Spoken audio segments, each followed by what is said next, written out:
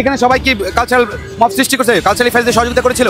এটা সম্পূর্ণ একটা ভুয়া কথা। ওই সাকিব খান হয়তো জানাইছে মারা গেছে বঙ্গবন্ধু, সেই 15 আগস্টে শোক দিবসে একটা শোক জানাইছে, কিন্তু আলটিমেটলি বর্তমান সরকারে আপনাদের খোঁজা উচিত সরকারে কোন উপদেষ্টারা কালচারালি সহযোগিতা করছে হাসিনাকে।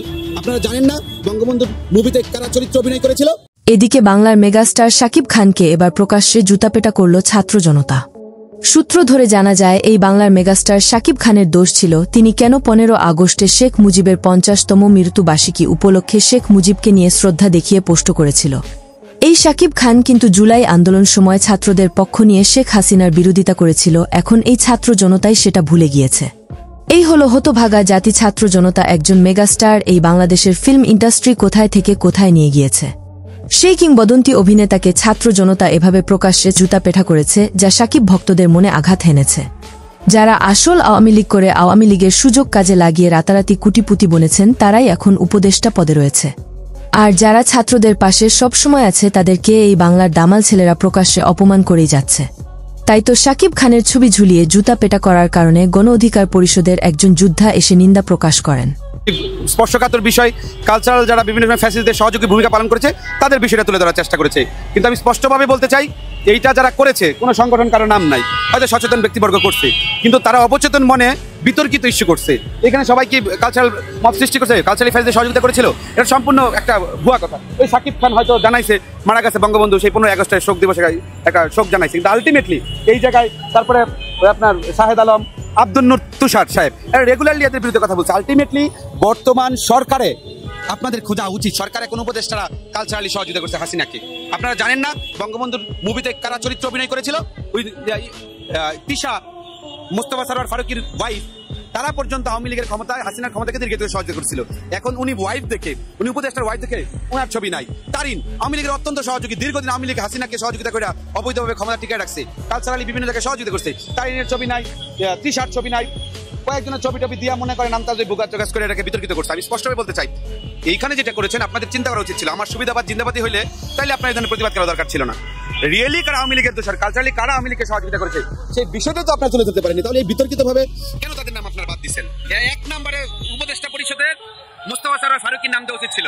যে ছাত্ররা এই অন্তর্বর্তীকালীন সরকার ডক্টর মোহাম্মদ ইউনুসকে ওই মহামূল্যবান চেয়ারের দায়িত্ব দিয়েছে, এখন সেই ছাত্ররাই বলছে ইউনুস সরকার বিক্রি হয়ে গিয়েছে। ডক্টর মোহাম্মদ ইউনুস ওই দিনই সরকারটাও লন্ডনে বেচে দিয়ে আসছে। দেশের সাধারণ জনগণের মন্তব্য অনুযায়ী শাকিব খান ছিল একজন বাংলার মূল্যবান সম্পদ। এই শাকিব খান কোনো দল করেন না, তার এমন কোনো নজির নেই যে তিনি ব্যক্তিগতভাবে কোনো দলকে সমর্থন করেননি। কিন্তু শেখ মুজিবকে এই 15 আগস্টে নির্মমভাবে পুরো পরিবারকে হত্যা করা হয়েছিল, আর আওয়ামী লীগ থাকাকালীন এই দিনটি শোক দিবস হিসাবে ঘোষণা করা হয়েছিল। তাই তার ব্যক্তিগত জায়গা থেকে এই দিন শোক দিবস পালন না করে শুধু শেখ মুজিবের প্রতি সম্মান রেখে একটি পোস্ট করাতে খেপেছেন ছাত্র জনতা। যদি এটাই তার বড় অপরাধ হয়ে থাকে, তাহলে জুতা স্যান্ডেল বাদ দিয়ে এবার তাকে দেশ থেকে শেখ হাসিনার মতো তাড়িয়ে দেওয়া হোক। কেননা এই ছাত্ররা আওয়ামী লীগের সাথে যারা আগে থেকেই জড়িত ছিল।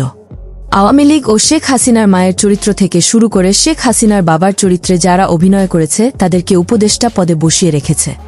যারা সামান্য শেখ মুজিবের মৃত্যুবার্ষিকী স্মরণ করেছে, তাদেরকে এভাবে অপমান করা হচ্ছে জুতা স্যান্ডেল নিক্ষেপ করে।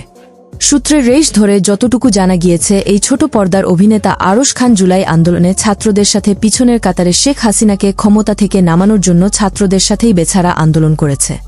শেষে আরশ খানের ছবিতেও জুতা নিক্ষেপ করা হয়েছে। এই হল স্বাধীন দেশের বর্তমান প্রেক্ষাপট। মনে রাখবেন, যদি তাদের এই ফেসবুক পোস্ট করা ভুল হয়ে থাকে, তাহলে যারা জুলাই আন্দোলনের আগে যারা ছাত্রলীগ করত, তারাই এখন দেশের বড় নেতা সেজে প্রকাশ্যে কক্সবাজারে মেয়েদের সাথে করে নিয়ে ট্যুর দিচ্ছে। কেউ কেউ আবার উপদেষ্টা পদে থেকে হাঁসের মাংস খেতে গিয়ে রাত 3টায় চাঁদাবাজির মামলায় ফেসে যাচ্ছে। আর আপনারা বসে বসে দেখেন যে তারা কবে আন্দোলনের ডাক দেয়, নিজের খেয়ে দিয়ে তাদের আন্দোলনে জয়েন হয়ে নিজের জীবন বিপদে ফেলে আহত হয়ে ক্লিনিকে ভর্তি হয়ে কান্নায় বুক ভাসাবেন। কি লিয়ে গেছিলাম রাস্তায়, আর কি লিয়ে গুলি খাইছিলাম। তারা আমাদের থেকে ভালো ফ্যামিলির সন্তানও না, কিন্তু তারা বিলাসিতা দেখলে এমন মনে হয় বিষ খেয়ে মরে যায়। আর ছাত্রদের পক্ষ থেকে কেউ আপনাদের দেখতেও যাবে না, এরই নাম রাজনীতি। এই প্রথম থেকে শেষ অবধি যত কথা বলা হয়েছে, সবটুকু কথা শাকিব খানের ভক্তদের মনের কথাগুলো আজ শেয়ার করা হয়েছে। এখন দেশের মানুষ যে কতটুকু নিরাপদে আছে তা আপনাদের চেয়ে আর কেউ জানে না। তাই শাকিব খানকে অপমান করাতে এবার অভিনেতা ইলিয়াস কাঞ্চনের একটি বিপ্লবী ভিডিও আবারও নতুন করে মানুষের মনে নাড়া দিয়েছে। চলেন তা দেখে আসা যাক। সরকার কই? সরকার তো নাকে তেল দিয়ে ঘুমায়। এই সরকারের বিরুদ্ধে আগে আমাদের দাঁড়াতে হবে। ভিডিওটি দেখার পর আপনার মূল্যবান মতামত আমাদেরকে কমেন্ট করে জানিয়ে দিতে পারেন। আমরা আপনার সেই মহামূল্যবান কমেন্টের রিপ্লাই দেওয়ার জন্য সর্বদা প্রস্তুত রয়েছি।